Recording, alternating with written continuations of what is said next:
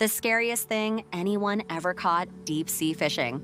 15 years ago, I took my boyfriend Koji deep sea fishing in the Gulf of Mexico. There, he caught the scariest thing I'd ever seen. We were living near Houston at the time, a land of heat, humidity, and too many sunburns.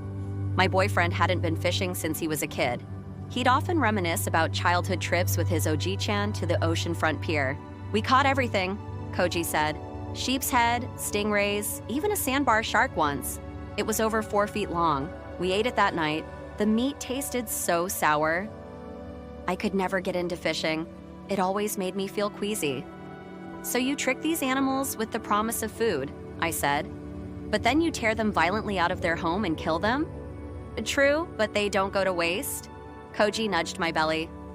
"You know that better than anyone." I laughed. Koji had a point. Seafood was one of my dietary staples, the only meat I would consume. Whenever we went out to restaurants, I often ordered the mahi-mahi or salmon entree. On Koji's 22nd birthday, I decided after 4 years of hearing him reminisce about fishing that I'd buy him a day trip as a present. So I went online and booked a private charter for that afternoon. Koji's deep blue eyes lit up as we entered the marina. "This is going to be great," he said, "especially with my baby at my side." He pulled me in for a long, deep kiss. My stomach somersaulted. We took Dramamine, lathered on some SPF 50, and headed for the docks. Our charter was a 30-foot vessel named Cuda.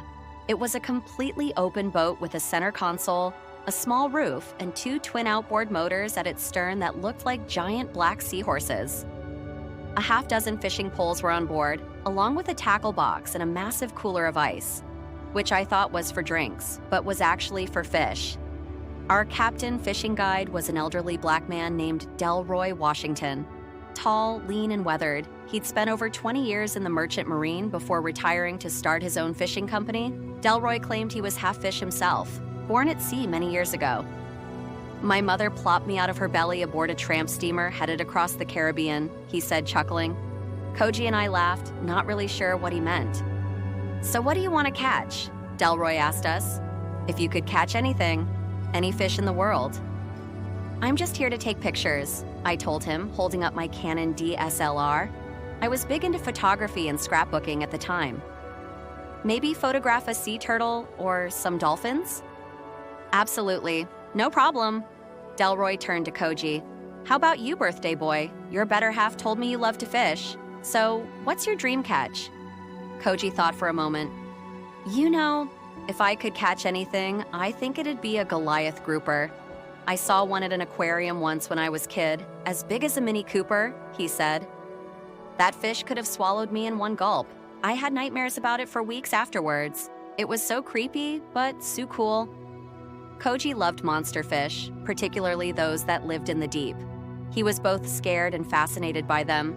Some might even say obsessed. It reminded me of how religious people are often both terrified and in awe of God. "Ah, a Goliath," Delroy grinned. "We'd have to do a catch and release, but I have just the place." He started the Cuda's engines. "I'm gonna take you to the best spot for bottom fishing in the whole world. Lots of big groupers there." We went 10 miles offshore to the site of a shipwreck that wasn't on any nautical charts, at least according to Delroy. It was a place he'd heard about from some old fishing buddies. Delroy gave us the rundown as we headed to our location. The wreck's a 600-foot-long container ship named the Amphitrite. She sank during a tropical storm a few years back, returning to her home port in Houston. Captain sent out a brief distress call. Then she disappeared from radar.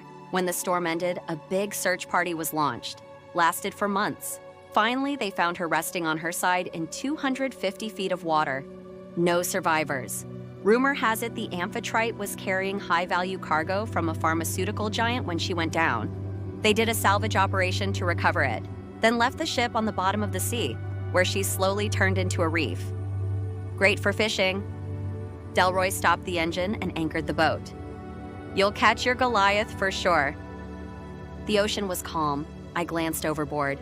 You could see a long way down, but there was no sign of fish or the giant shipwreck that gave them shelter. Everything was hidden beneath a heavy blanket of dark blue. I felt a shiver crawl up my spine and backed away from the boat's railing.